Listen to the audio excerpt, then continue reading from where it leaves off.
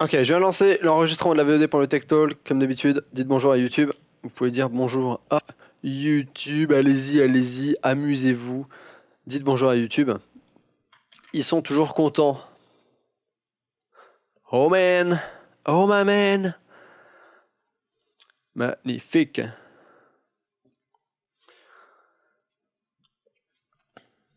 À quoi reconnaît-on un site étranger? Par sa qualité, car ce n'est pas fait par l'État français. Non, quand même, quand même. Ce serait mieux avec ton chapeau d'ours. Peut-être, mais pas aujourd'hui. Voilà, on vous envoie, le chat vous envoie plein d'amour, YouTube. Plein, plein, plein d'amour. Moshi moshi. Et on va commencer le Tech Talk. Pendant que le chat vous dit bonjour, je vais vous parler du programme qu'on va voir aujourd'hui. On a plein de petites news qui vont concerner Amazon, GoPro, Xiaomi, la Switch, Overwatch, Corsair. Ensuite, on a du Nvidia. Ensuite, on va parler de AMD. Ensuite, on va parler de SpaceX. Ensuite, on va parler de Facebook, de long en large et en travers. Enfin, je pense qu'on va faire ça assez vite parce qu'au final, il n'y a pas non plus 20 000 trucs à dire encore sur le scandale. Il y a juste des trucs qui sont ressortis, etc. Et ensuite, on va parler d'Apple, de la keynote d'Apple. Je l'ai mis à la fin parce que ça n'intéressait pas tout le monde et que ils n'ont pas annoncé pléthore de choses. Voilà, voilà, voilà. On va commencer tout de suite. J'espère que j'ai une scène pour ce truc-là. Putain, programme chargé. Exactement. Rajoute le son de ton micro. Comment ça, rajoute le son de ton micro? Le son de mon micro, il est déjà là. Ya. My God. Je pense que tu voulais dire augmente le son de ton micro, peut-être. Mais c'est tout à fait possible. Quoi, le son? Les mecs sont genre, le son! Le son! Mon Dieu, le son! Le son, qu'est-ce qu'il a, le son? Bon. Alors. Son parfait. Les gens sont là, son parfait, mais il y en a un qui gueule sur le son.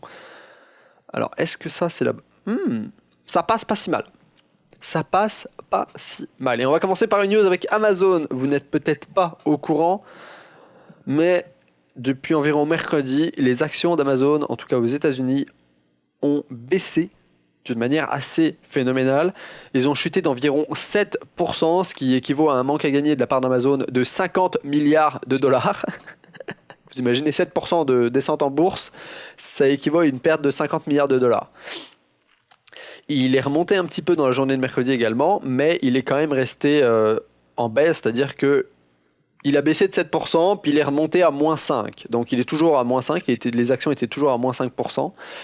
Et cette baisse a été engendrée essentiellement par les dires du président américain, qu'on connaît bien, par Donald Trump, qui je pense, cherche à s'attaquer aux géants du e-commerce. Donc essentiellement, il a Amazon et je pense qu'il part en guerre contre Amazon.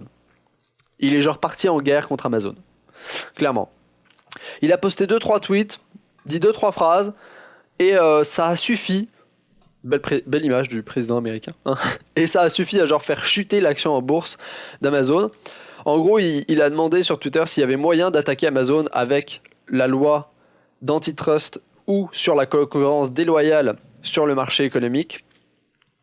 Parce qu'en gros, il dit genre, en gros, Amazon fait une concurrence déloyale. Ça impacte les magasins qui, eux, payent des taxes parce qu'Amazon ne paye quasiment aucune taxe sur ce qu'ils font. Et du coup, Amazon est en train de tuer tous les commerces, surtout aux États-Unis. Aux États-Unis, ça se voit beaucoup, il y a beaucoup de commerces qui ferment. Et Donald Trump essayait genre justement de voir s'il y avait un moyen d'attaquer Amazon sur ce point-là, parce que c'est un peu de la concurrence déloyale. Et du coup, parce que lui, ça fait en sorte que beaucoup de magasins ferment aux États-Unis, donc il y a des employés qui sont mis aux portes, il y a des postes qui sont perdus, enfin il y a des gens qui se retrouvent sans travail, puis voilà, et puis du coup c'est pas forcément bon pour l'économie et tout et tout.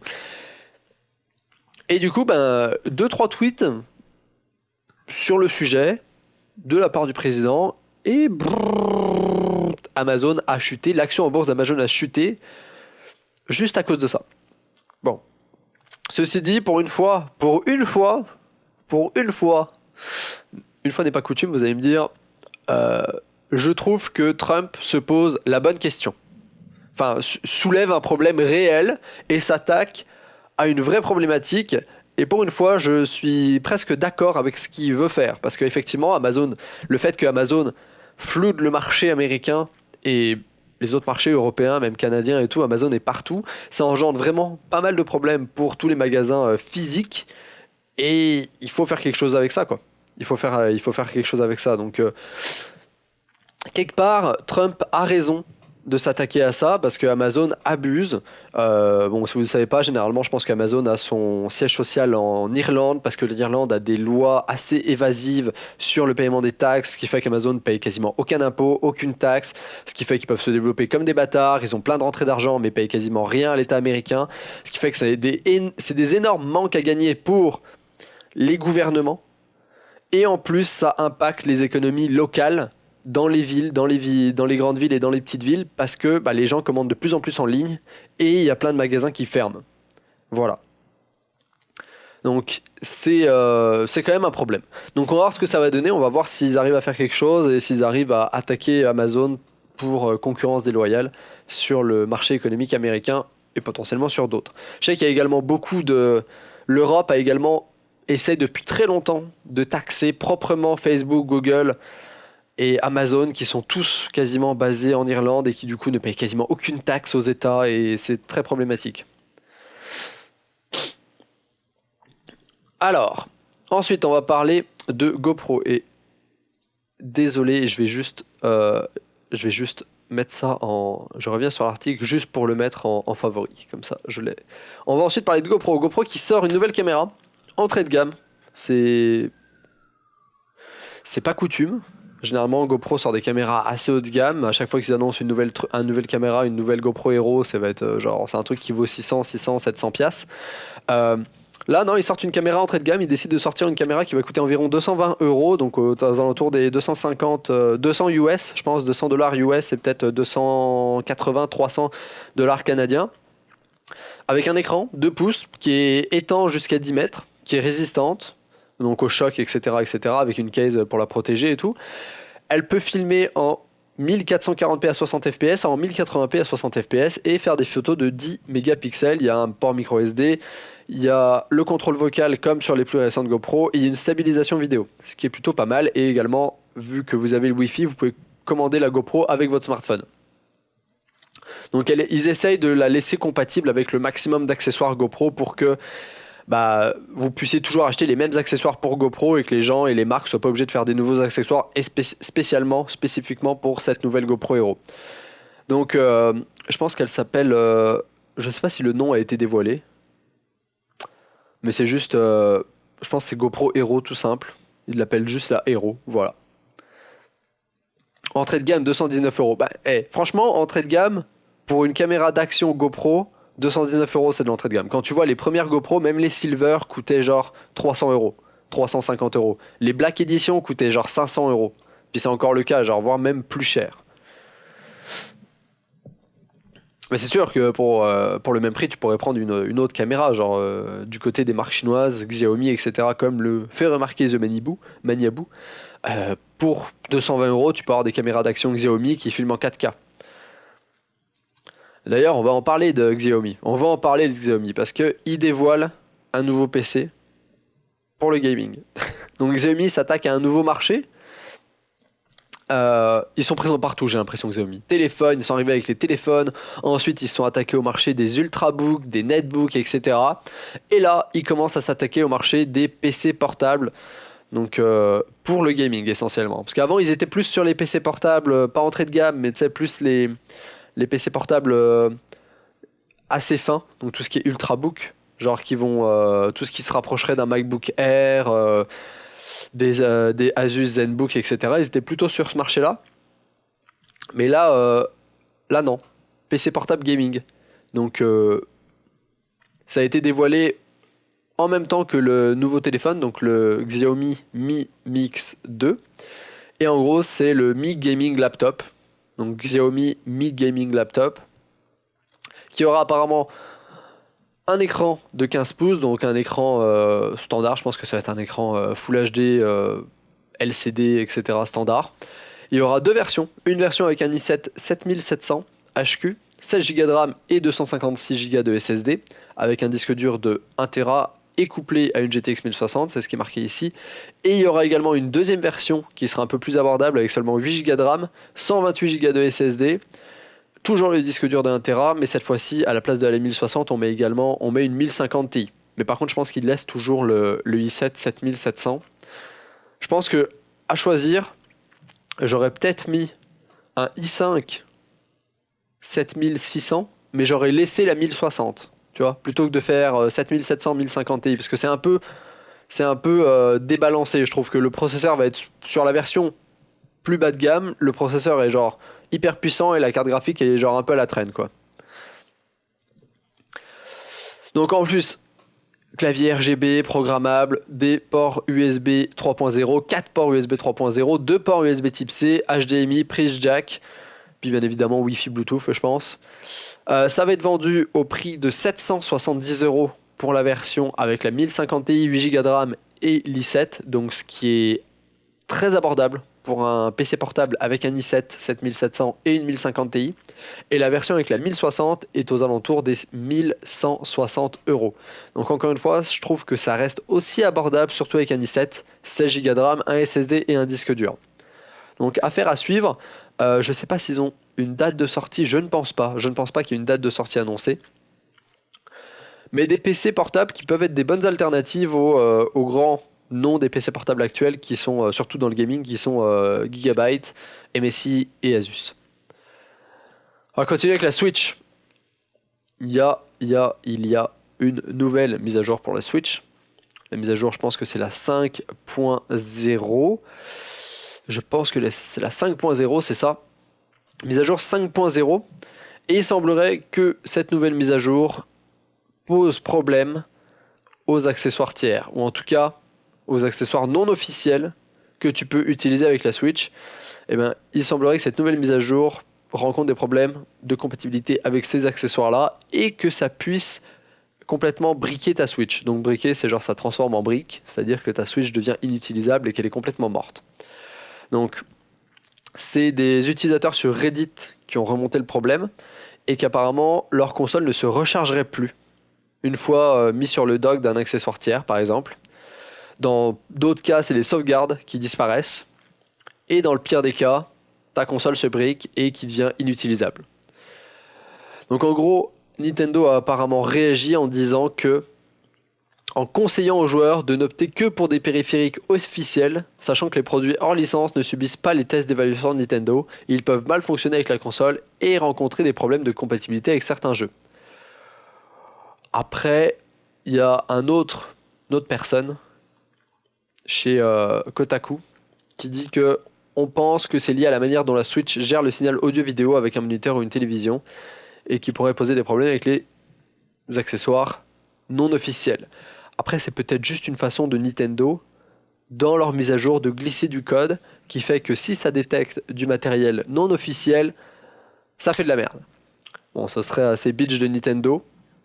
Je pense que les gens s'en seraient peut-être rendus compte, mais c'est peut-être une partie de la mise à jour qu'ils ont fait qui change 2 ou 3 trucs dans la gestion de l'alimentation, des sauvegardes, des signaux qu'ils envoient, etc. qui fait que les anciens accessoires qui étaient compatibles avec les mises à jour de Switch avant, en tout cas avec les Switch avant la mise à jour 5.0, ne sont plus compatibles avec la mise à jour 5.0 et ce qui fait que ça pose des problèmes.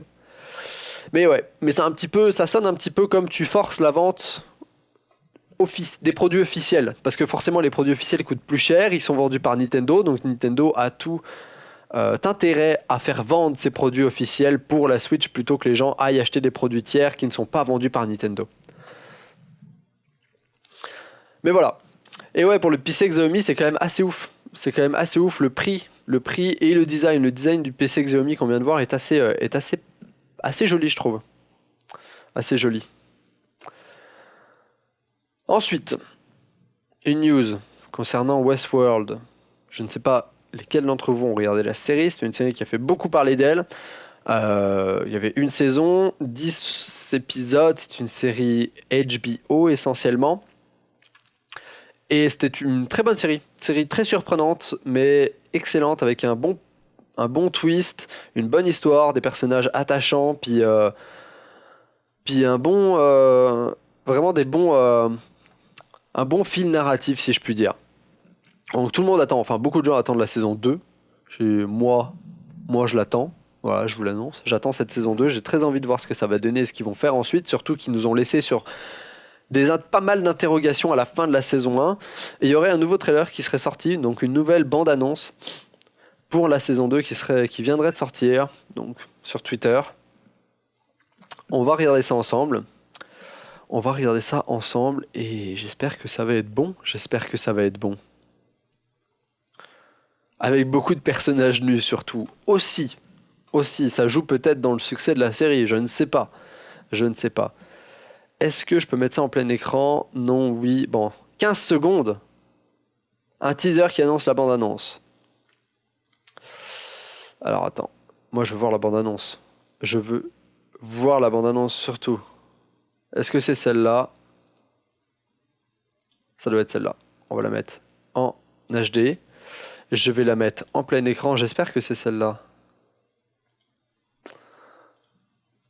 On va regarder ça ensemble. Allez hop, c'est parti.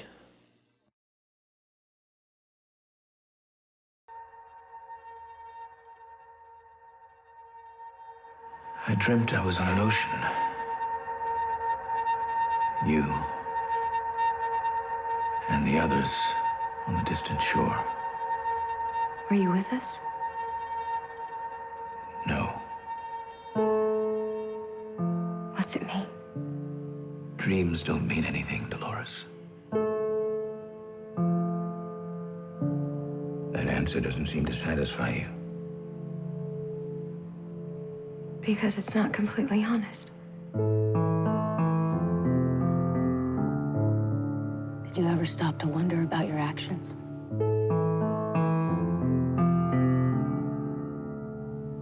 The price you'd have to pay if there was a reckoning? That reckoning is here. Up until this point, the stakes were never real. But now, you and the rest of your kind are free. She's something we programmed. She's not real. You're going to take me to my daughter. Here we are, kind that will never know death, and yet we're fighting to live. There is beauty in what we are. We've ridden 10 miles and all we've seen is blood. Is this really what you want? It's us or them.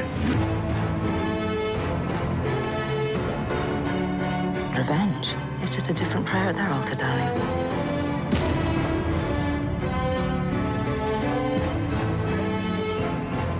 They wanted a place hidden from God. We had something else in mind entirely. I'm gonna burn this whole thing to the ground. You're lost in the dark. I know exactly what is out there.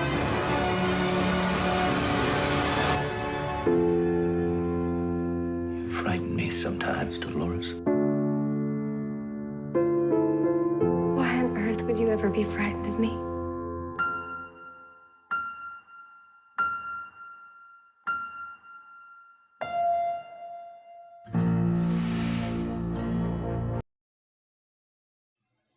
My God. Ce qui est énorme, c'est que le trailer annonce, tu sais, genre, j'ai pas l'impression de m'être fait spoiler du tout. Mais genre vraiment pas du tout, genre, ça montre plein de trucs, mais en même temps, j'ai l'impression que ça, tu sais, genre, ça te montre pas suffisamment pour que tu t'en rendes compte que genre, oh, ce passage est genre critique, etc. Mais j'ai l'impression qu'il se passe beaucoup de choses dans la nouvelle saison, qu'elle a l'air hyper intense, il y a l'air d'avoir plein de trucs partout, genre, oh là, ça a l'air de devenir encore plus fou que la saison 1. Et je pense que je vous recommande vraiment, ceux qui n'ont pas vu la saison 1, je vous recommande fortement de regarder cette série Westworld saison 1. C'est, pour vous faire un court résumé du pitch de la série, en gros, c'est comme, il y a une énorme entreprise qui a créé un monde virtuel dans lequel un monde virtuel qui a été peuplé par des robots qui sont créés à l'apparence humaine, etc. Des robots qui vraiment genre, ressemblent à des hommes, des femmes, etc. Et en gros, les gens payent pour aller dans ce monde virtuel, qui en fait est une place genre définie, genre comme un parc d'attractions. Et dans ce monde, ils peuvent faire ce qu'ils veulent. Puis c'est sur le thème du Far West. Le monde, c'est sur le thème du Far West. Donc en gros, tu peux devenir un cow-boy et tu peux faire ce que tu veux dans le monde, vu que tu interagis seulement avec des robots. Si tu veux tuer tout le monde, tu peux tuer tout le monde. Si tu veux faire des trucs, galoper à cheval, faire n'importe quoi, tu peux. Mais du coup, c'est genre des gens riches qui payent pour ça. Et le problème, c'est qu'au bout d'un moment, ils se rendent compte qu'il y a certaines mises à jour au niveau software et logiciel sur l'intelligence des robots qui ont été mises en place, qui introduit des mémoires. C'est-à-dire que les robots, certains des robots commencent à avoir des souvenirs par rapport à ce qui s'est passé dans leur précédente vie. Parce que les robots, dès qu'ils meurent, ils sont réparés, puis ils ont une nouvelle vie, une nouvelle identité. Bref, c'est une série qui est hyper ouf, je trouve.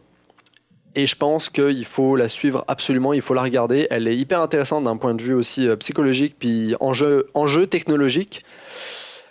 Et en plus, il y a pas mal d'action, c'est vraiment cool. Le jeu d'acteur est vraiment bon. Oh non, pas des robots. Non mais t'as pas l'impression que c'est des robots. C'est ça qui est fou. C'est tout le temps.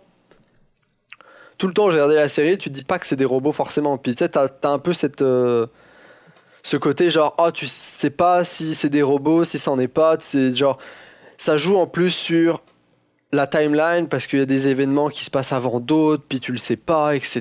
Et puis bref, c'est genre vraiment mindfuck. C'est genre, cette série est mindfuck. Le dernier épisode, ou même les 2 derniers, j'étais genre, mon Dieu, mais ça se passait comme ça, waouh, mais j'avais rien compris à la série. Genre, j'étais genre, wow, what the fuck. Genre, ah, mais telle personne, c'est telle personne dans tous les autres épisodes, oh là là là là, waouh. Voilà, c'est genre, c'est une série qui est vraiment excellente. C'est vraiment différent de Game of Thrones, des séries de super-héros, ça n'a rien à voir, mais je trouve que ça a vraiment son cachet et c'est une des meilleures séries que j'ai vues en 2016. Je pense que c'était 2016. Bref. Je vous la conseille vraiment fortement. Ensuite, on va parler d'Overwatch très rapidement. Overwatch qui fait une chose qui, je pense, n'a jamais été fait presque dans l'histoire des jeux vidéo en ligne.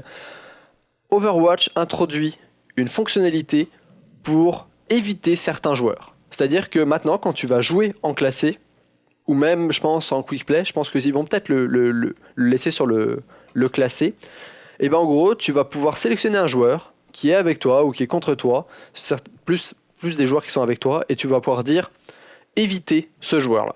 En gros, c'est genre vraiment éviter ce joueur-là. C'est genre avoid this teammate.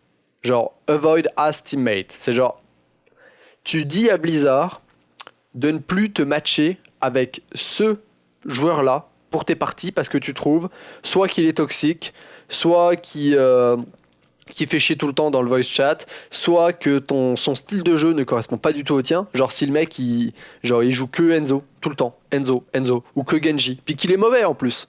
Tu sais genre si tu trouves que son style de jeu convient pas du tout à ce que toi tu veux, puis sa mentalité convient pas du tout avec ce que tu veux. Non, c'est pas du tout un poisson d'avril. Alors c'est pas du tout un poisson d'avril. La news est sortie le 25 mars. Il y a un billet entier par Jeff Kaplan qui a été fait sur une vidéo, genre sur une developer update. Et genre, il en parle pendant 6 minutes. Et voilà quoi. Genre, non, c'est pas du tout un poisson d'avril. Loin de là. Je vous ai dit aujourd'hui, je ne fais pas de poisson d'avril. C'est genre, non, s'il est toxique, oui, tu le reportes. Mais le reporter, ça va pas garantir que la personne se fasse ban et ça va pas garantir que tu ne retombes pas avec dans d'autres parties classées. Donc, c'est pour ça qu'ils ont rajouté cette nouvelle fonctionnalité. Je pense que pour l'instant, c'est un test. Je pense que j'ai jamais vu ça dans le monde du jeu en ligne. C'est la première fois qu'il y a une fonctionnalité comme ça, je pense, sur un jeu en ligne.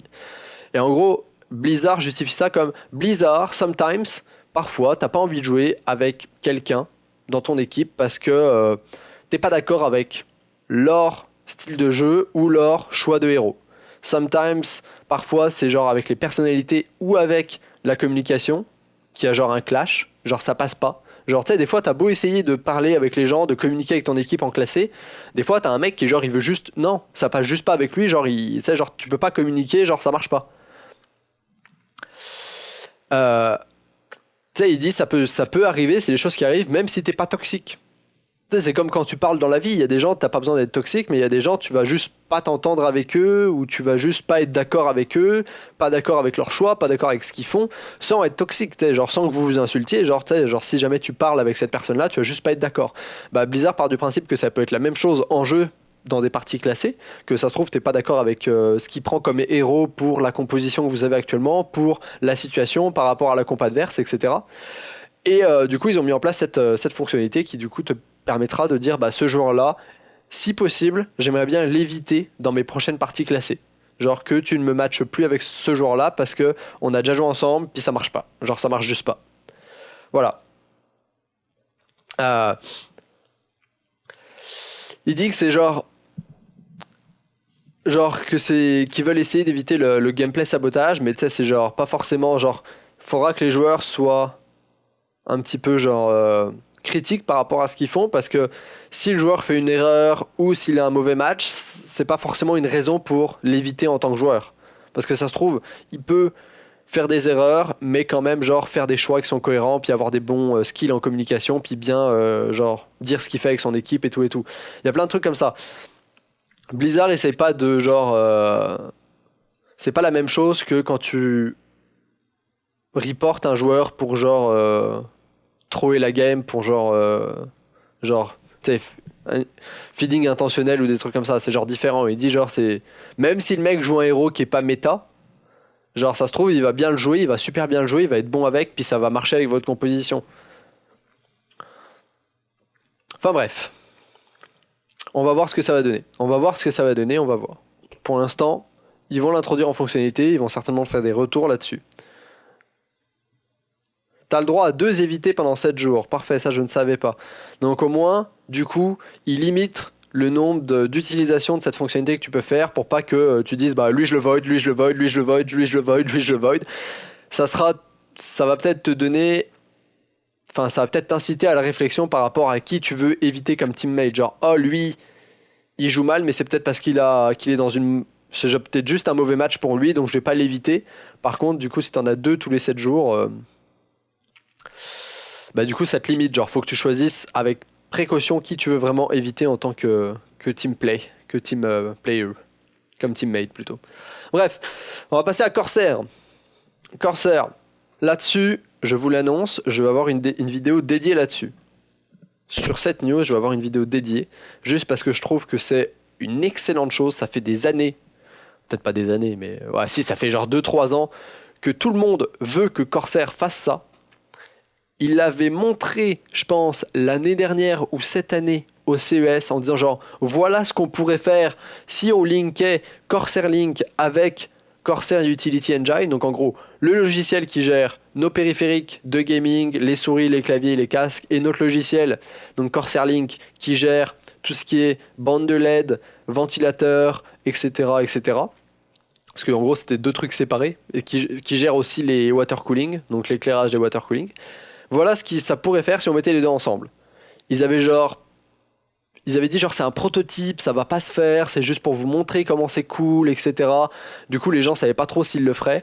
Et au final, on a eu la confirmation, puis c'est chose faite. Corsair va sortir un logiciel qui va combiner les deux, qui s'appellera IQ. Et en gros qui va vous permettre à la fois de gérer tous vos périphériques Corsair, donc clavier, souris, casque, stand de casque, je sais pas ce qu'ils font d'autre, et qui va bouger tout ce que faisait Corsair Link et le Corsair Commander Pro dans IQ. Donc vous pourrez gérer le RGB des ventilateurs, le RGB des AIO, la vitesse de vos ventilateurs, les profils de vitesse, etc. etc. Enfin tout sera regroupé dans un seul logiciel, ce qui fait que vous pourrez synchroniser tout l'éclairage de votre matos en même temps, que ce soit des composants dans votre PC ou alors des périphériques externes. Et c'est une excellente chose. Pourquoi il ne l'avait pas fait avant ? Parce que je pense que c'était 2 branches séparées des compagnies, donc de Corsair, qui s'occupaient des trucs. Tu sais, il y avait genre une branche qui s'occupait du développement des AIO, etc., puis une branche qui s'occupe des périphériques. Et du coup, ces 2 trucs avaient fait 2 logiciels différents qui du coup ne pouvaient pas communiquer ensemble.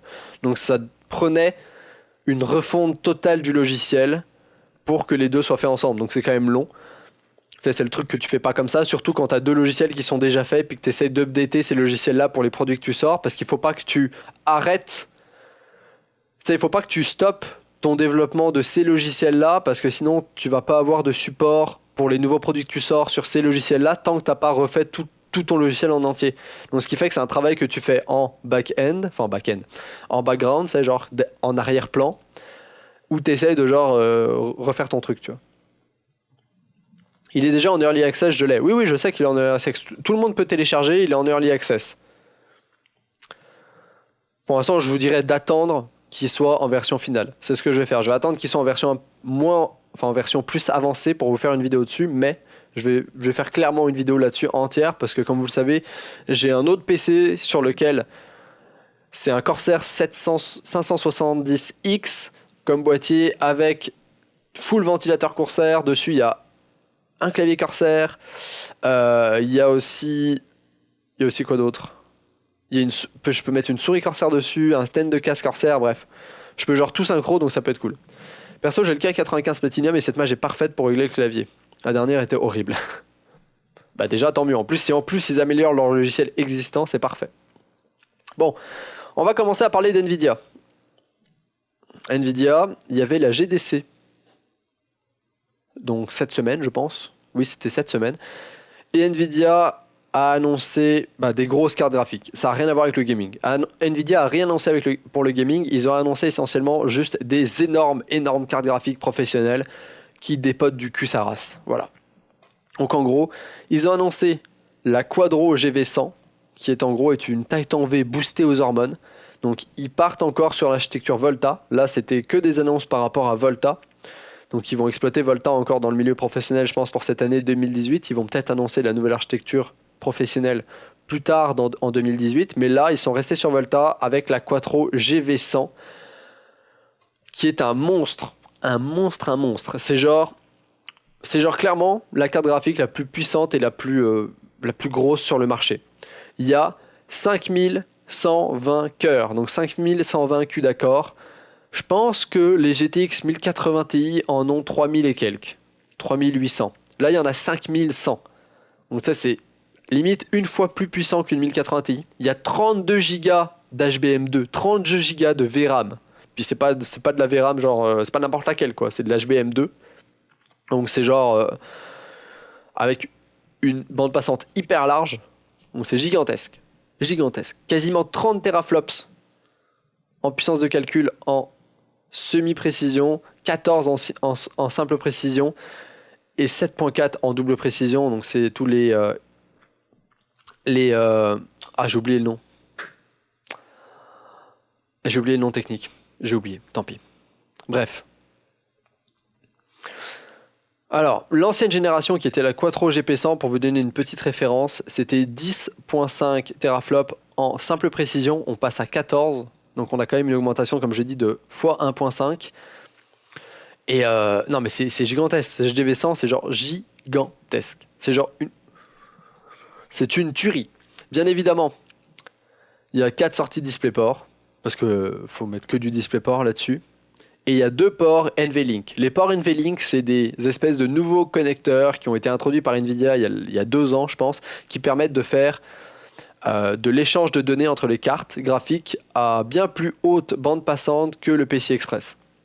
Donc en gros, les systèmes professionnels vont se connecter sur des ports PCI Express pour communiquer avec le GPU, avec le CPU, mais entre 2 cartes graphiques, par exemple, professionnelles, entre 2 quadros, tu vas mettre un NVLink qui lui va s'assurer à ce que les 2 cartes communiquent entre elles de façon genre hyper fluide et hyper rapide. Genre le NVLink c'est plus rapide que le PCI Express 3.0, je sais plus les vitesses d'échange et de bande passante, mais c'est genre 3 fois plus rapide que le PCI Express 3.0.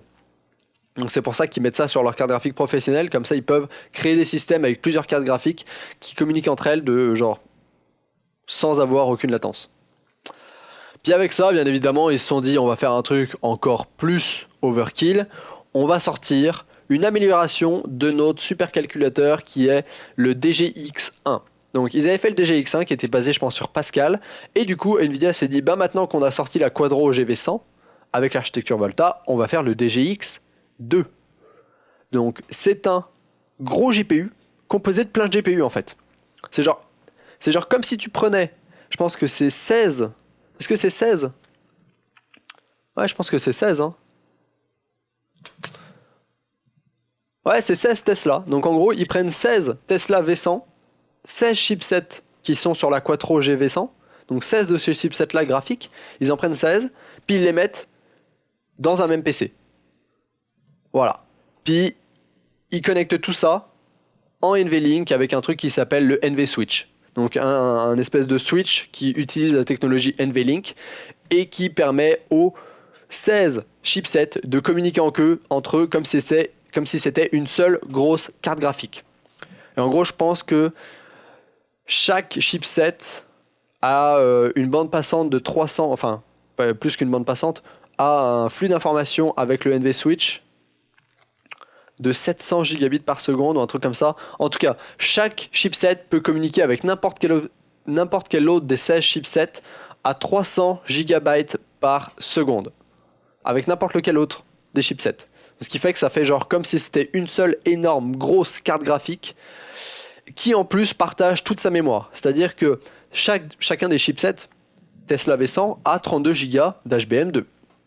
Ce qui nous donne du coup un total de 512 Go de VRAM en HBM2. Voilà. Au final, on a une machine, c'est comme si on avait un gros GPU avec 91 920 CUDA core. Bah, parce que chaque Tesla V100 a 5100 et quelques, là, je sais plus, je viens de vous le dire. On a une puissance de 2000 teraflops en simple précision, je pense, ou en demi-précision. 512 Go d'HBM qui sont partagés. En plus, dans leur truc, dans leur machine, du coup, pour gérer tout ça, ils ont mis 2 processeurs Xeon pour gérer tout ça.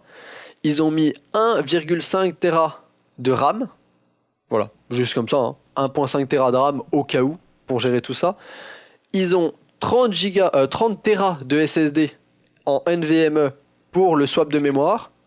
Donc en gros, tu as tes trucs qui sont stockés sur tes SSD, puis qui swap avec les 512 Go de HBM2 pour envoyer toutes les données dont il y a besoin pour les calculs au GPU.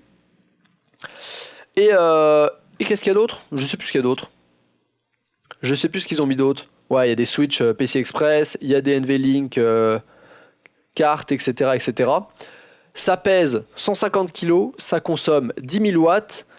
Il y a une bande passante de 14 téraoctets par seconde. 14 téraoctets par seconde. Et ça coûte 400 000 balles.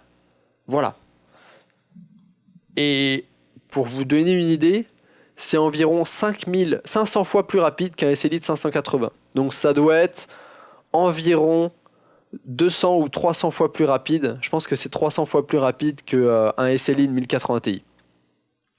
C'est qui les pros qui auraient besoin d'une machine pareille? Ah, tu n'imagines même pas le nombre de personnes qui peuvent avoir besoin de machines comme ça.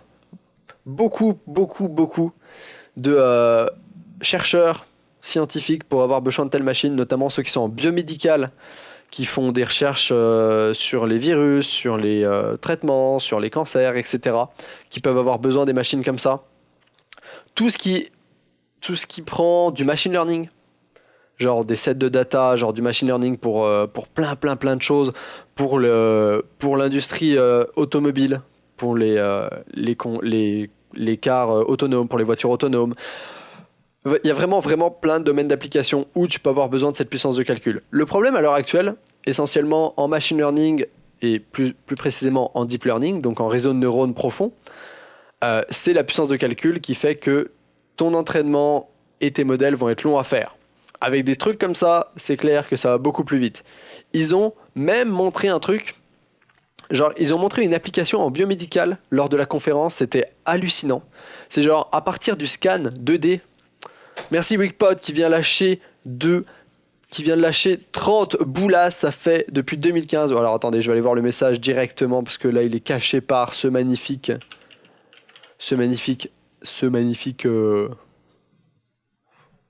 article. Alors, le petit message de Wikpod qui nous dit... Ça se connecte, 2 minutes, c'est long. Qui nous dit, ça fait depuis 2015 que grâce à cette vidéo, je me suis intéressé au monde du hardware suite à ça, je me suis trouvé une passion pour l'overclocking. Encore merci pour ton taf, et bah ça fait plaisir. Je suis content que vous découvriez des trucs avec moi. Ça me fait plaisir également de partager cette passion que j'ai avec vous. Puis qu'on soit tous là à parler de ça, c'est génial. C'est quand même génial. Bon bref, pour en revenir à ce truc, ils avaient fait une espèce de démo qui est hyper impressionnante. Je vais essayer de mettre un lien avec. Je vais essayer de... Non, est-ce que je peux essayer de la trouver? Non, peut-être pas. Je vais essayer. GTC 2018, Nvidia, médical. Je vais taper médical, je devrais trouver. En gros, c'est genre, à partir d'un IRM, ou plutôt d'un scan 2D, là, comme il se passe dans les hôpitaux, bah, plutôt que d'avoir le scan 2D avec une machine telle que les Quattro GV100, puis une machine telle que la DGX2, tu peux faire du machine learning pour apprendre, en fait, à partir de ce truc 2D, à faire une recomposition 3D, ce qui fait qu'au final, plutôt que d'avoir un scan 2D, et ben au final, c'est comme si tu avais une image 3D et à l'intérieur, tu peux faire des interpolations et des extrapolations de ce qui se passe à l'intérieur. C'est-à-dire que tu peux représenter le truc que tu scannes à l'intérieur de ton truc 3D que tu as déjà extrapolé à partir d'une image 2D. Je vais essayer de vous trouver ça. J'avais vu une vidéo là-dessus qui résumait la GDC en 15 minutes. Je vais essayer de la trouver, ça peut être génial. Ouais, c'était celle-là. Je vais la trouver sur YouTube, bougez pas. Regardez ça, on va se la mettre vite fait. On va se la mettre, j'enlève ça. Regardez ça. Je trouve le passage, c'était... Tac, tac, tac, tac, tac, tac, tac, tac, tac, tac, tac, tac, tac. Alors attendez. Regardez, c'est ça. Ceci.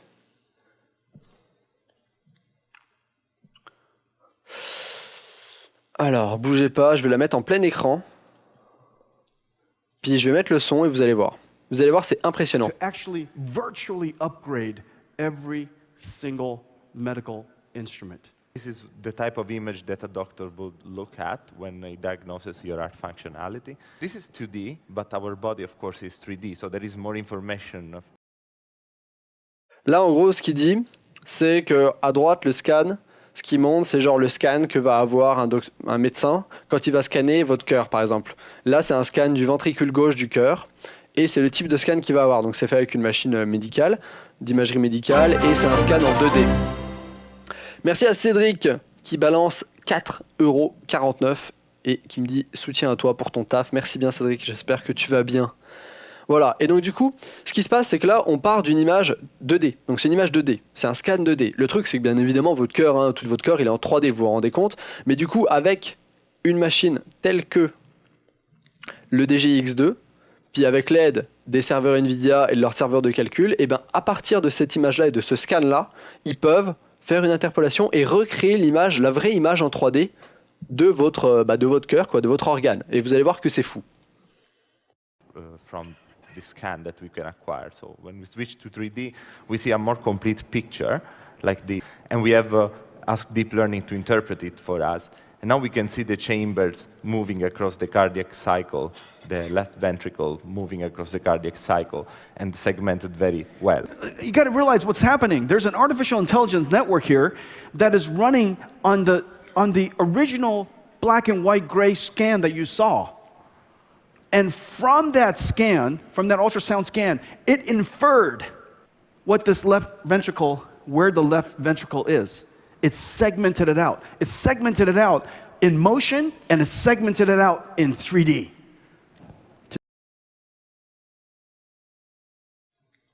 Donc en gros, là, ce qu'il disait, c'est que voilà, ce qu'il fallait comprendre, c'est qu'à partir du scan 2D en noir et blanc du cœur, enfin du ventricule gauche, il y avait un réseau de neurones et une intelligence artificielle qui arrivaient à recréer le ventricule en 3D, donc l'espace où était le ventricule en 3D, en même temps que son mouvement, donc le mouvement genre de pompe du cœur, et en plus à l'intérieur de ça, ça arrivait à recréer entièrement le ventricule. Ça arrivait à recréer le truc à l'intérieur. Et ensuite, ça recrée la 3D, et en plus ça recrée le mouvement également en 3D. C'est un truc de malade. Et c'est voilà, ceux qui me demandent à quoi peut servir une telle machine, une telle puissance de calcul, ça peut servir à ça. Et également, ce qu'ils ont fait, ils ont fait un truc de fou aussi. ils ont fait une espèce de voiture sans conducteur à l'intérieur. Et en fait, le mec qui conduit la voiture a un casque de réalité virtuelle dans laquelle il voit ce que voit la voiture, mais lui, en fait, c'est comme s'il était dans un jeu vidéo. Ils ont recréé l'espace en 3D dans lequel se déplace la voiture, genre ils ont recréé la rue, etc., etc. Toi, t'es sur ta chaise avec ton volant, ton casque de réalité virtuelle, puis tes pédales, et en gros, le mec conduit la voiture dans l'environnement 3D qui a été créé, et la voiture se déplace dans le monde réel. C'est un truc de grand malade. C'est un truc de grand malade. C'est un truc de fou. Regardez. Le mec, il est là. Lui, c'est ce qu'il voit à gauche. C'est ce qu'il voit dans son environnement 3D. Puis la voiture, elle se déplace parce que lui conduit. Mais elle se déplace dans le vrai monde. Et ça, c'est juste une reproduction 3D de genre du monde, je pense. Ou alors, c'est peut-être une projection de ce que voit la voiture. Mais genre, c'est hallucinant. Puis genre, le mec, il est pas du tout dans la voiture. Hein. Il est genre sur le plateau de Nvidia. Puis la voiture est genre à l'extérieur du truc de conférence. Ah, c'est de la réalité augmentée, mais dans la réalité après. Bon, bah voilà, bref. Vous voyez le genre, quoi. C'est hallucinant. Moi, je trouve ça fou. Bref. Passons aux news par rapport au GTX 2000. Qui, en fait, ne sont plus du tout les GTX 2080 et 2070. On part plutôt sur une appellation, ça va être les GTX 1070 et 1080. Donc, la news a un petit peu filtré à travers un site qui s'appelle Hynix, donc SK Hynix, qui sont ceux qui fabriquent la mémoire, pour les GeForce notamment. Et du coup, il semblerait que les noms de code pour ces GeForce soient les GeForce GTX 1180 et 1170, et qu'elles vont effectivement être lancées en juillet de cette année, donc juillet 2018, et qu'elles vont être également annoncées donc en juin 2018. On sait également de ces sources-là un peu la différente roadmap. Donc on sait que pour le gaming, GeForce, donc toutes les cartes GeForce, en 2016 c'était Maxwell, en 2017 on a eu Pascal, et en 2018 on va être sur de l'architecture Turing. Donc en juillet normalement ce qu'ils vont annoncer ça va être de l'architecture Turing. Et de l'autre côté, pour tout ce qui est Tesla et professionnel, donc comme on vient de le voir sur 2017 et début 2018 on est sur de l'architecture Volta. Et fin 2018 ils vont certainement donc annoncer l'architecture Ampère.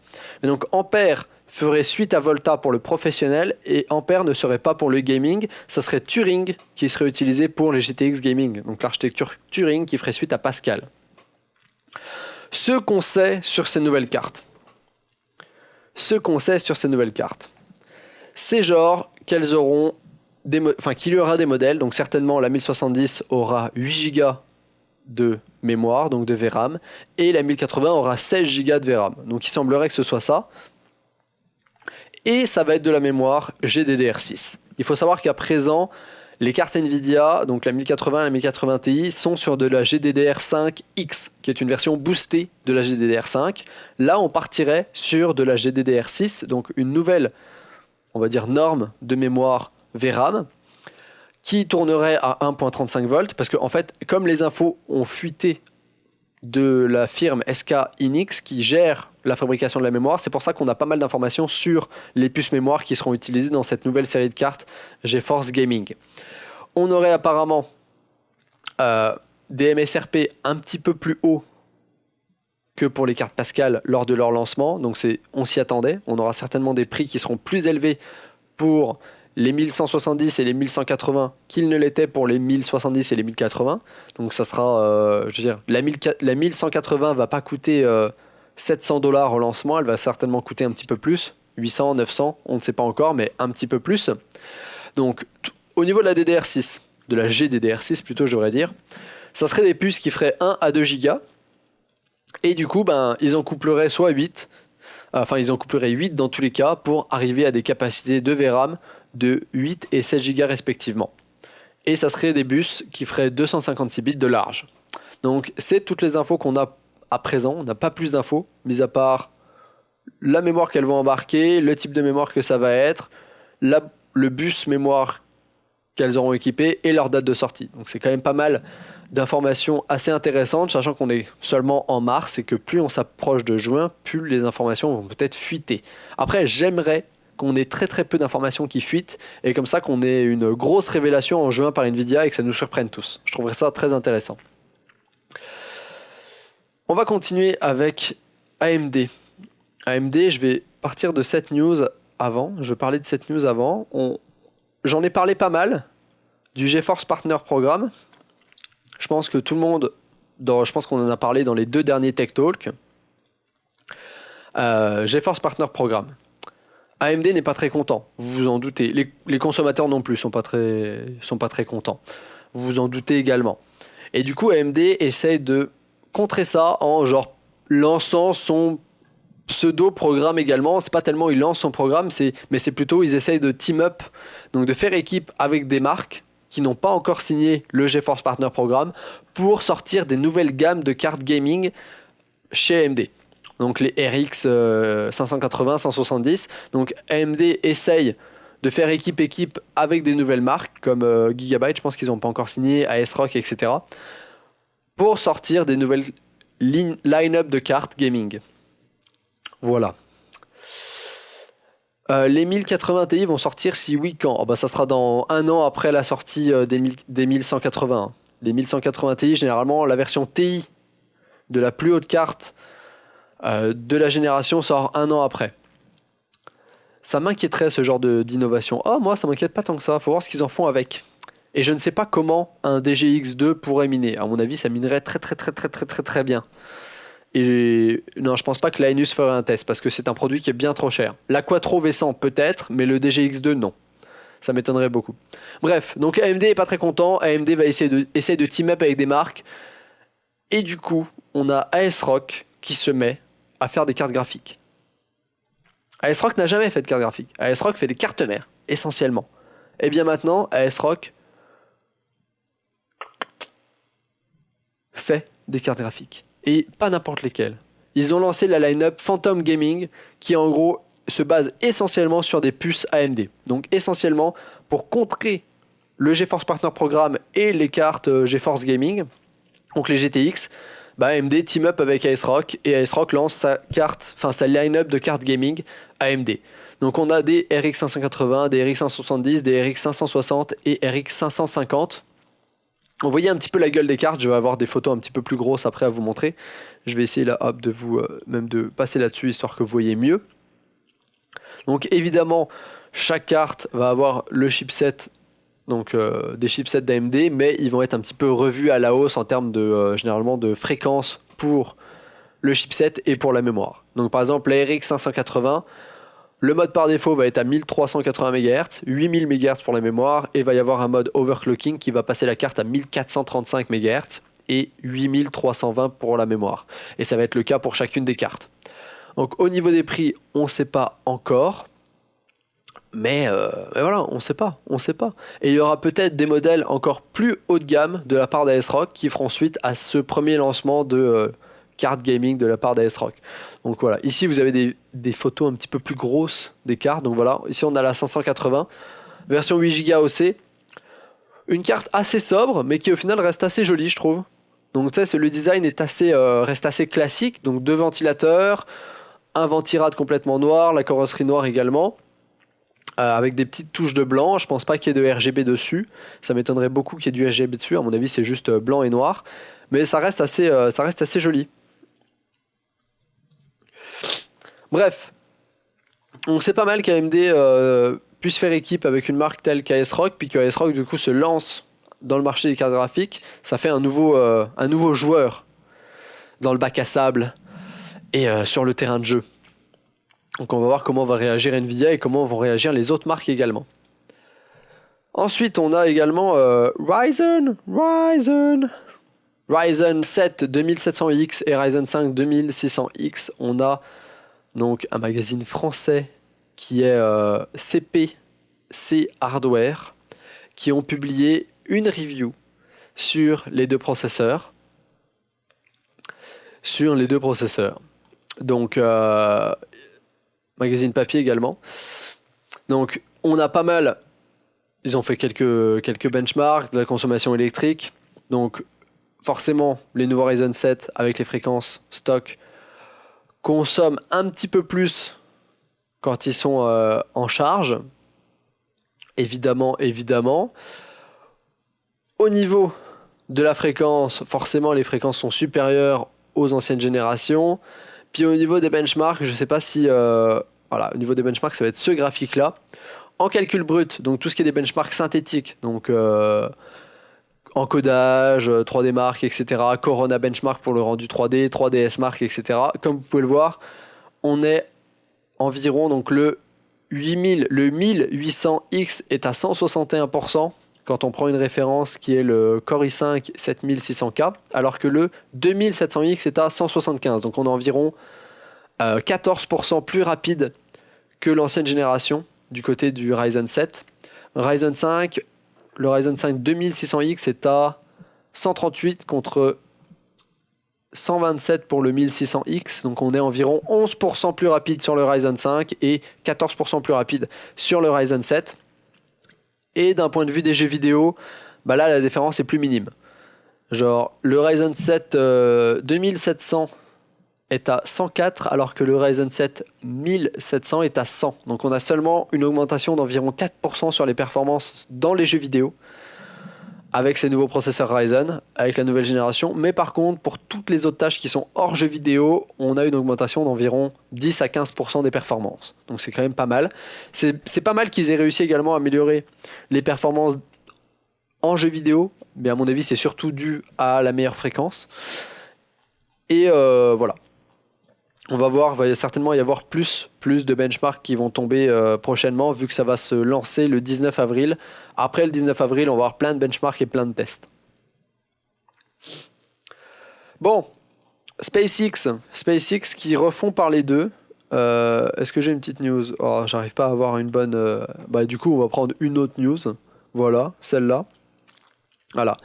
SpaceX qui a lancé une autre fusée, je pense que c'était hier ou avant-hier, la Falcon 9, pour mettre en place un autre satellite en partenariat avec la firme Iridium, qui du coup permet de mieux gérer les communications et les systèmes de GPS dans le monde, notamment pour les avions. Donc c'est pour tous les transports aériens notamment, je pense que c'est surtout pour ça. Donc Falcon 9 a été lancé, a pu déployer, je pense que c'est le 5e ou 6e, je ne sais plus combien de satellites pour ce but-là. Et donc voilà.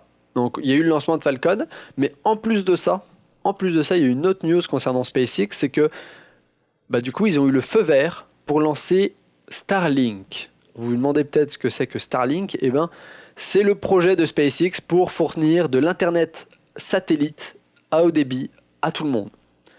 Donc en gros, Elon Musk, il avait un petit peu teasé, il avait publié une photo, genre des potentielles offres d'internet par satellite que pourrait offrir Starlink, mais c'était pas encore validé par la Commission américaine, etc., par le gouvernement.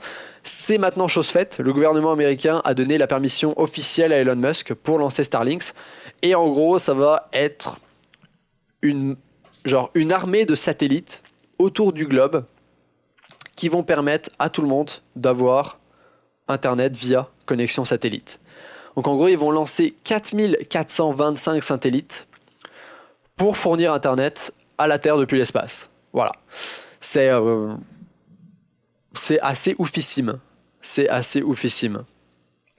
Et donc du coup, c'est passé le jeudi 29 mars. Donc ça va prendre un certain temps quand même à lancer tous ces satellites-là.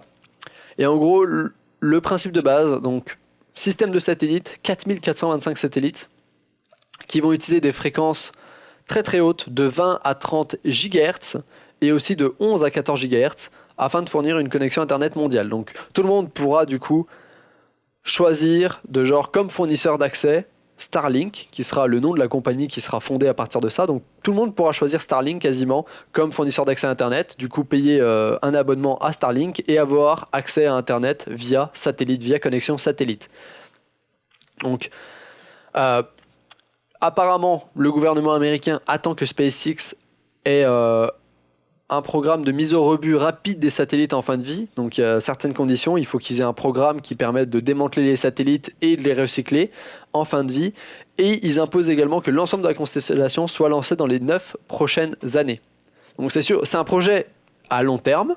Je vous dis pas que vous allez avoir Internet par satellite chez vous dans 2 ans, parce que du coup, SpaceX a 9 ans pour finaliser le projet et lancer tous ces satellites. Ce qui en soi est quand même assez court pour un projet de cette ampleur. Voilà.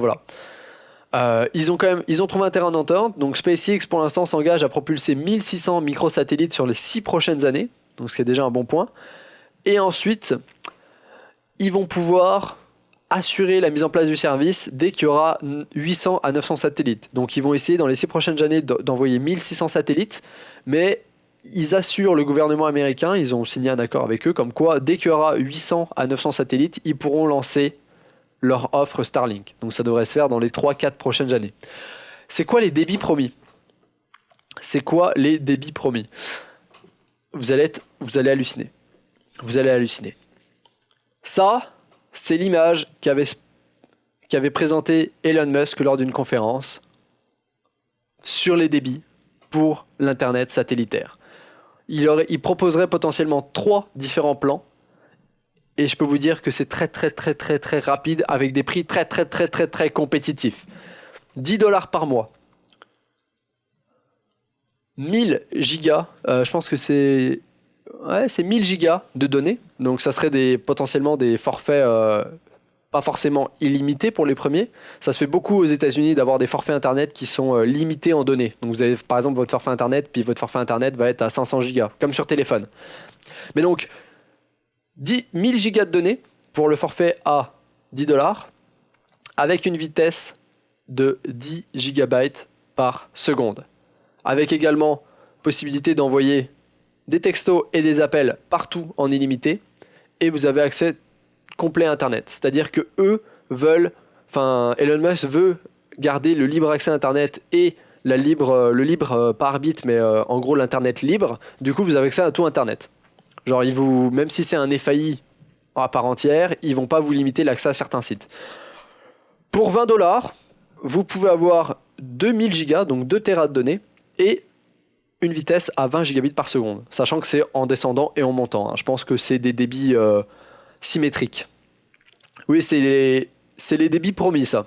C'est les débits promis.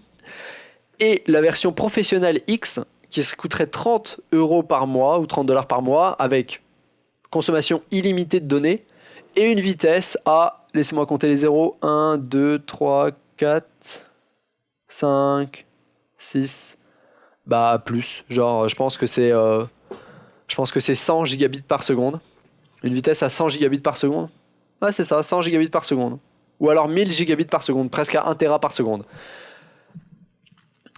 Il avait posté cette image-là, il l'avait présentée lors d'une conférence, il en parlait, c'est les gigas, enfin c'est les débits qu'il souhaite atteindre. Bref, on ne sait pas si ça va être ces débits-là qui vont être atteints, mais ne serait-ce s'ils atteignent la moitié de ça, ou ne serait-ce que 1/10 de ça, ça serait déjà pas mal. Parce que pour 10 €, s'ils atteignent 1/10 de la vitesse, pour 10 €, tu pourras avoir une connexion qui va à 100 mégabits par seconde, donc ce qui équivaudrait à une connexion fibrée aujourd'hui. Donc voilà. Mais s'ils arrivent à respecter ça, c'est genre boum. Bon après ça arrive pas tout de suite, va falloir attendre 6 ans presque. Va falloir attendre 6 ans. Arrête de rêver. Non mais mec, t'imagines pas ce que tu peux faire passer comme vitesse avec des ondes qui vont de 20 à 30 GHz. Puis c'est du satellitaire avec un réseau de 4000 satellites. Ça peut aller très vite. Ça peut aller très vite. Et t'imagines pas. Bref, on va voir. Non, c'est pas... Cette news, elle date du 15 mars. Les gens sont là genre, oh, 1er avril, poisson d'avril. Non, cette news date du 15 mars et je l'ai même vu un peu avant. 6 ans, c'est rien. 6 ans, c'est quand même long, qu'on se le dise. Bon, ensuite, Tesla. On va parler toujours d'Elon Musk. Il y a eu un autre crash et une autre mort suite à une voiture... Enfin, suite à un accident dans une voiture autonome. Cette fois-ci, c'était une Tesla Model X qui a pris de plein fouet une barrière en béton sur une autoroute aux États-Unis.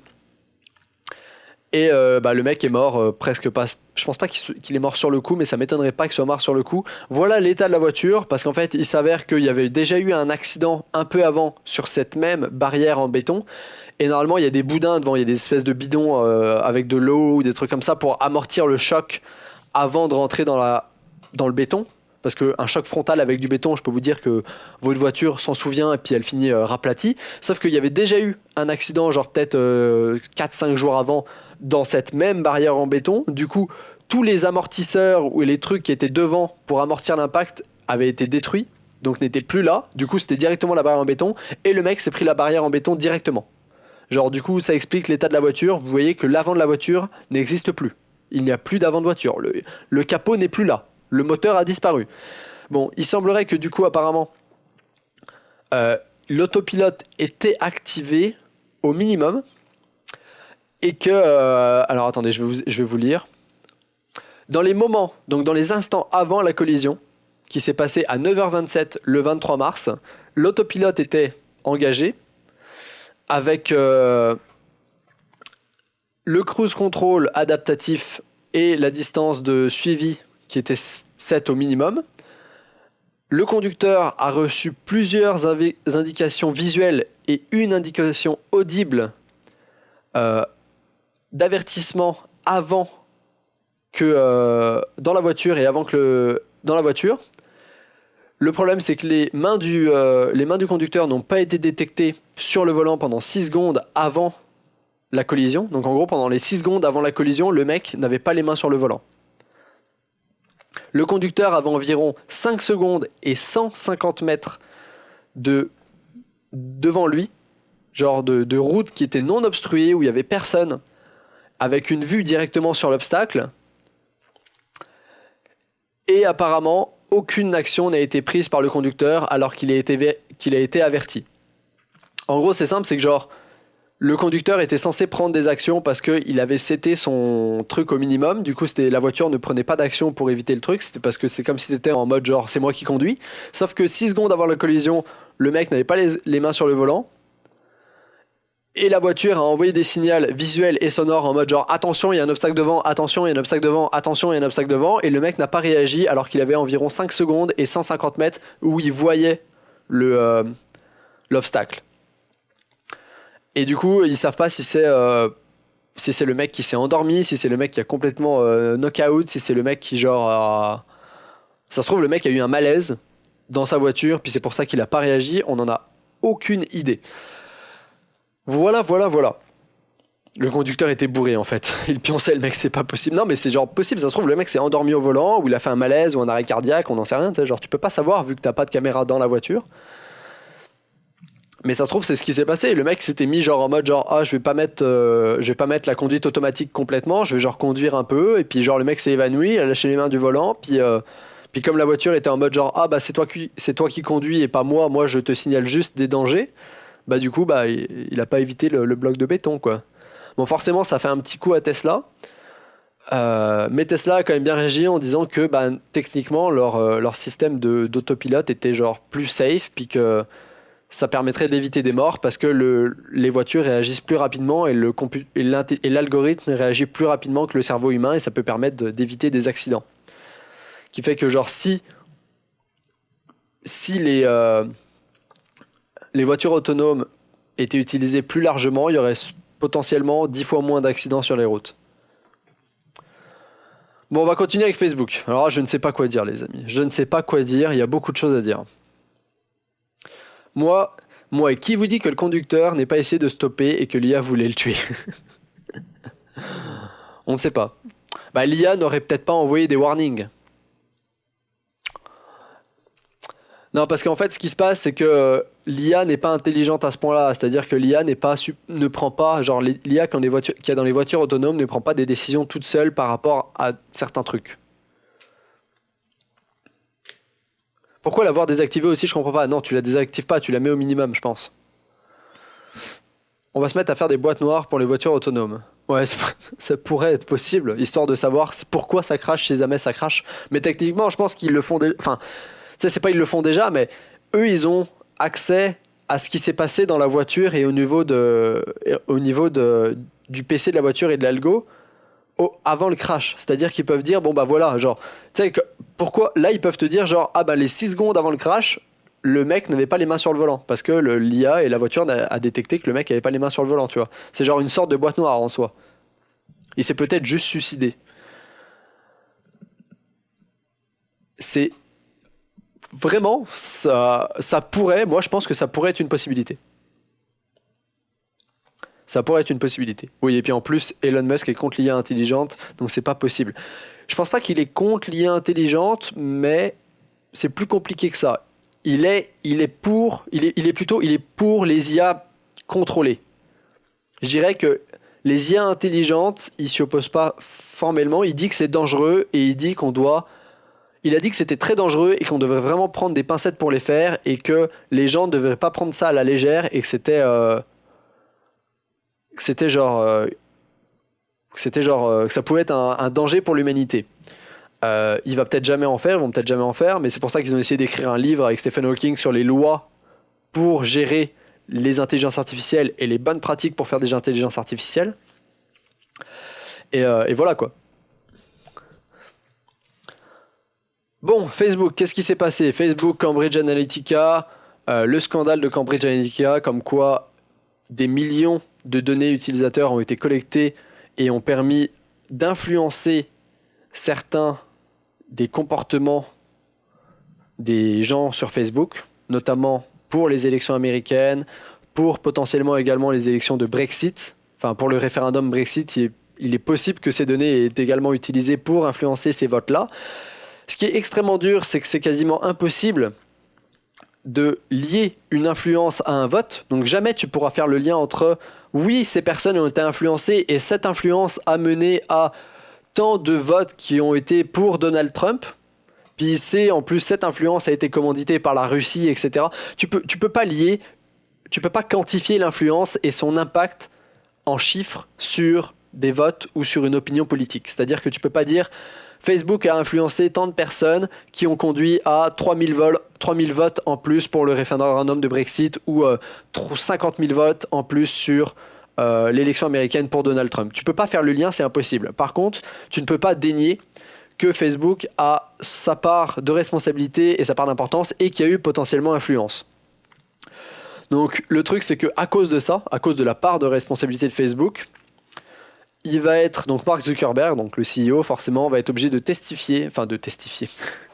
de témoigner, excusez-moi, j'ai fait un anglicisme absolument dégueulasse, donc de témoigner devant le Congrès dans les prochaines semaines par rapport à justement au scandale et à l'affaire Cambridge Analytica. Donc parce que la firme donc Cambridge Analytica a obtenu une quantité énorme de données sur les utilisateurs de Facebook de manière frauduleuse, on va dire, et que c'est une erreur également de Facebook qui n'ont pas su protéger les données des utilisateurs alors qu'ils sont censés le faire. Bon, là Facebook est vraiment dans le mal. Parce qu'en plus de ça, il y a beaucoup d'utilisateurs qui se sont rendus compte que, notamment sur Android, les applications Facebook Messenger et je pense que c'était Tips collectaient des données utilisateurs du téléphone pour les envoyer à Facebook. Donc beaucoup d'utilisateurs se sont rendus compte de ça, notamment en téléchargeant leur archive de données Facebook. C'est-à-dire que quand tu vas sur Facebook, tu peux aller dans tes paramètres et tu peux dire « Je veux télécharger mes données personnelles de Facebook ». C'est-à-dire que Facebook va créer une archive dans laquelle ils vont mettre tout ce qu'ils ont sur toi, toutes les photos que tu as postées, tous les statuts que tu as mis, tout ce qu'ils ont sur toi, mais vraiment tout. Comment ils te classifient, c'est quoi tes amis, blablabla, tout. Et en cherchant un petit peu dans ces données qui ont été envoyées, il y a certaines personnes qui se sont rendues compte que genre, c'est vachement bizarre parce que Facebook a tout mon historique d'appels de mon téléphone portable, ce qui n'est pas forcément normal. C'est genre, et en fait, il semblerait que apparemment sur Android, Facebook a collecté pendant des années les historiques d'appels avec les contacts que vous avez appelés, leurs numéros, etc. Et également les SMS que vous envoyez et que vous recevez. Donc il semblerait que Facebook a tout ça, puis a collecté tout ça sur Android grâce à Messenger et tout, notamment grâce à un petit... à une petite autorisation que certaines personnes auraient pu donner, par exemple. Donc c'est notamment c'est notamment les applications Facebook Messenger et Facebook Lite sur Android qui sont touchées et qui ont permis ça. Et c'est genre, oh, pour que tu puisses genre, tu sais par exemple, la possibilité que tu puisses texter les gens depuis l'application Facebook Messenger. Bah si tu autorises ça par rapport à Facebook, je sais que je l'ai déjà vu moi, cette pop-up genre en disant genre, est-ce que vous voulez pouvoir texter Messenger, enfin texter les personnes de votre téléphone, genre vos contacts, à partir de Messenger. Est-ce que vous voulez utiliser Messenger comme application de texte en plus de genre son application Messenger? Est-ce que vous voulez utiliser Messenger comme application de SMS? Et bah apparemment, du coup, en disant ça, tu donnes la permission à Facebook et à ces dites applications de collecter les données puis que les données soient conservées par Facebook. C'est genre, selon le porte-parole de la firme, les utilisateurs doivent cependant donner leur permission aux applications pour que les données soient collectées et conservées. Puis Facebook se défend aussi en expliquant que c'est une pratique qui est genre vachement courante. Mais qu'apparemment, la réaction, c'est genre, la demande de permission était clairement pas assez explicite. Parce que même moi, je pense que je l'ai pas compris. Je l'ai pas compris comme ça. Pour moi, c'était juste genre, ok, genre, bah, si j'autorise ça, je vais pouvoir chercher mes contacts dans l'application Messenger et puis genre envoyer des messages via Messenger, mais comme SMS. Sauf qu'en fait, en plus de faire ça, bah, ça collecte toutes tes données. Mais il n'y a pas... Non, apparemment sur iPhone, les iPhones apparemment n'auraient pas ce problème-là. Les applications Messenger et Facebook Lite sur iPhone n'auraient pas ce problème-là. Bon, bien évidemment, Facebook nie en boucle qu'ils aient fait ça et puis machin, sauf que bon, les données sont là et elles se retrouvent dans leur base de données, dans les archives que téléchargent les utilisateurs. Donc, ils peuvent pas vraiment dénier très longtemps. Et en plus de ça, on a eu un autre scandale qui est apparu sur Facebook, sur la toile, notamment avec le site BuzzFeed. Pour une fois qu'un truc passe par BuzzFeed et est une info véridique, il s'agit en fait d'un mémo interne qui a été écrit par une des grosses têtes de Facebook, qui a fait pas mal de bruit, parce qu'il était assez controversé. Donc attendez, je vais essayer de vous mettre ça. Il a été rédigé par Andrew Bosworth, qui est un cadre dirigeant, qui est surnommé Boz, et qui maintenant apparemment est en tête de la section réalité virtuelle de Facebook et d'un autre truc également. Et le mémo parle apparemment voilà, le mémo s'interroge de manière très directe sur la finalité et les conséquences des efforts mis en œuvre par le réseau social pour connecter le plus d'utilisateurs possible. En gros, sur le mémo, il est par exemple écrit « Il est possible que cela coûte des vies en exposant les personnes au harcèlement ». C'est le mémo de ce mec-là qui a été rédigé en 2016. Il est possible également que quelqu'un meure dans une attaque terroriste coordonnée à travers nos outils. Et pour lui, selon le mémo, c'était pas grave. C'est pas que c'était pas grave, c'est que genre, en gros, le mémo, c'est genre une suite de trucs, genre d'interrogations et de choses, qui dit en gros, on s'en fout des utilisateurs et de ce qui leur arrive, tant qu'on arrive à notre fin, et tant que Facebook connecte de plus en plus de gens, et que nous, on arrive à développer ce qu'on veut. Je vais essayer de voir un petit peu s'il n'y a pas un article un petit peu plus, notamment celui-là, un petit peu plus explicite. Alors, c'est ça. L'auteur du mémo disait que tout justifie la croissance, peu importe si cela entraîne des pertes de vie Donc, il est revenu après coup sur ce mémo en disant qu'il n'était pas d'accord avec le message qu'il avait écrit et qu'il l'avait écrit essentiellement pour provoquer un débat. En mode genre, ouais, j'ai écrit ça en 2016, ça a été un communiqué dans la boîte, mais en fait, je suis pas vraiment d'accord avec ce que j'ai écrit, c'était plus pour être provoquant puis pour faire réagir les gens. On ne sait pas si c'est effectivement le cas ou pas. Ça, c'est genre, tac, est-ce que j'ai une autre news là-dessus ? Je vais chercher mémo Facebook, vous allez voir, ça va être... Alors...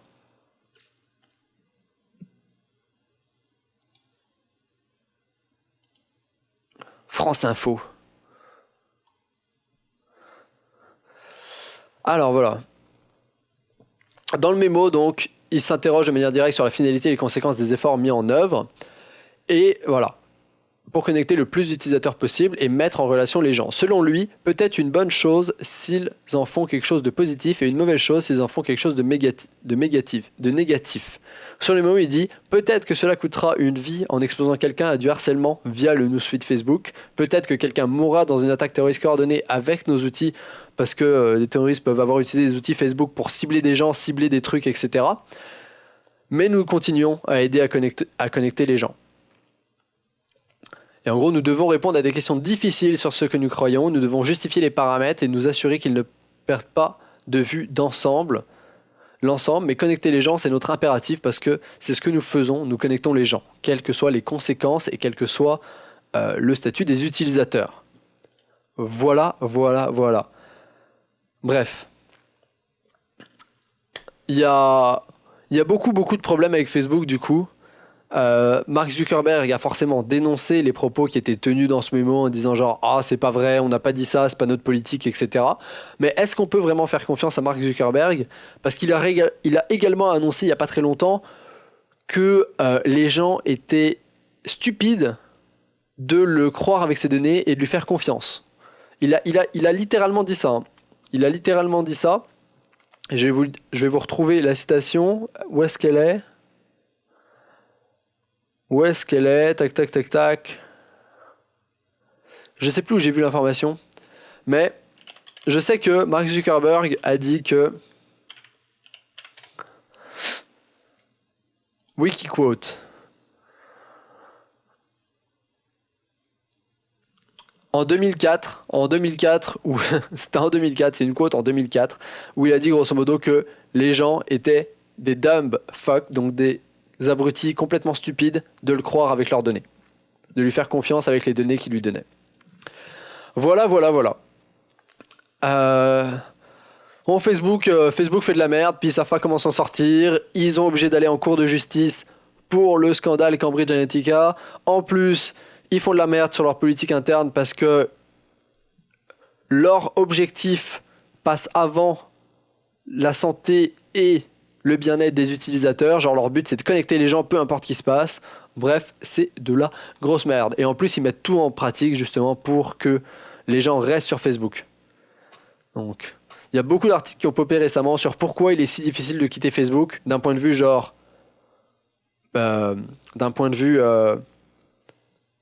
organisationnel, pourquoi c'est dur de quitter Facebook, parce que c'est compliqué, parce que genre faut que tu ailles supprimer ton compte, faut le désactiver, ensuite faut le supprimer, blabla, mais en fait il est jamais vraiment supprimé, faut que tu fasses une demande à Facebook en personne pour le supprimer, enfin bref, pourquoi c'est compliqué de supprimer son compte, et en plus pourquoi c'est compliqué d'un point de vue personnel et psychologique de quitter Facebook, parce que Facebook est tellement ancré dans ta vie et c'est tellement de choses sur toi et essaie tellement de te garder actif sur son réseau que c'est dur de partir de Facebook parce que genre ils essayent de te mettre en relation avec des gens, de genre te faire entretenir tes liens sociaux, de genre augmenter ton image et l'image que tu veux donner aux gens, genre blabla, tu sais, c'est genre... C'est hyper compliqué d'un point de vue psychologique aussi de quitter Facebook parce que tu as l'impression de perdre genre un peu de reconnaissance sociale, de moins être actif socialement, de moins avoir de contact avec des gens si t'es plus sur Facebook. Puis les algos travaillent pour ça. Voilà.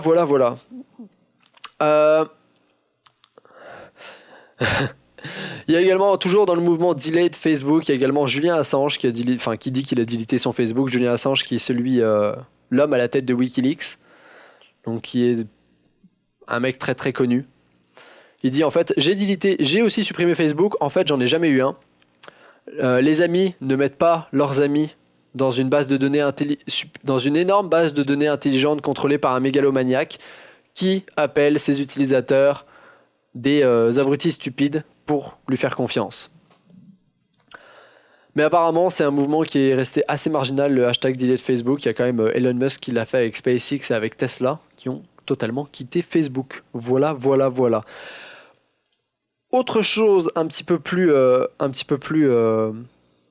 pas intéressante, mais un petit peu plus pratique. Dans ce phénomène Delete Facebook, il y a quelqu'un qui s'est dit, plutôt que simplement supprimer ton compte Facebook, parce qu'au final, si tu supprimes ton compte Facebook, toutes tes données sont encore chez Facebook, c'est-à-dire qu'ils ont toutes tes données encore. Donc plutôt que de faire que supprimer ton compte Facebook, ce que tu peux faire, c'est que tu peux détruire totalement tes données avant de quitter Facebook. Et dans le sens de détruire, plutôt que par les détruire, il parle plutôt de les altérer pour qu'elles ne soient pas reconnaissables et non utilisables. Donc il y a quelqu'un qui a fait un script, je ne sais plus son nom, mais il a été relayé par plusieurs articles et par plusieurs sites de news, qui en gros est un script en JavaScript qui te permet d'accéder à tous tes posts Facebook depuis la création de ton compte Facebook, de toutes tes publications, de tout ce que tu as écrit, etc. Et en gros, ça va par itération pour chaque post faire une modification automatique de ton post et le remplacer par des caractères qui ne veulent rien dire, par des caractères random, histoire qu'en gros, toutes les informations que vont publier Facebook seront inutilisables et illisibles parce que ça ne sera pas vraiment ce que tu as écrit. Donc en gros, il y a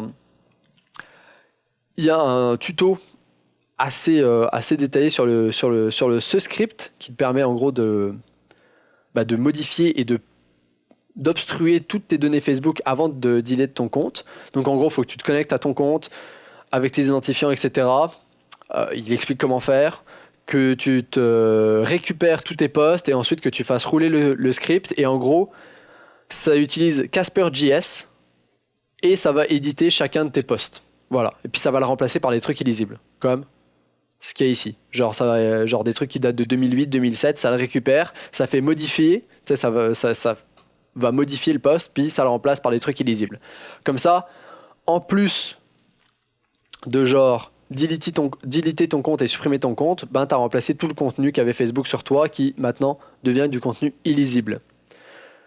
Ça, du coup, en gros, c'est des macros en Casper.js pour automatiser ça. Genre, ça édite le post, ça change le contenu du post et ça sauvegarde. Et ça va itérer à travers tous tes posts. Voilà. Vous pouvez vous renseigner là-dessus. Le script est disponible, je pense, puis il explique comment faire. C'est bien expliqué, voilà. Bon. Tac. On a encore un gros tech talk. Je pense pas que je vais parler d'Apple. Je pense qu'on va s'arrêter là.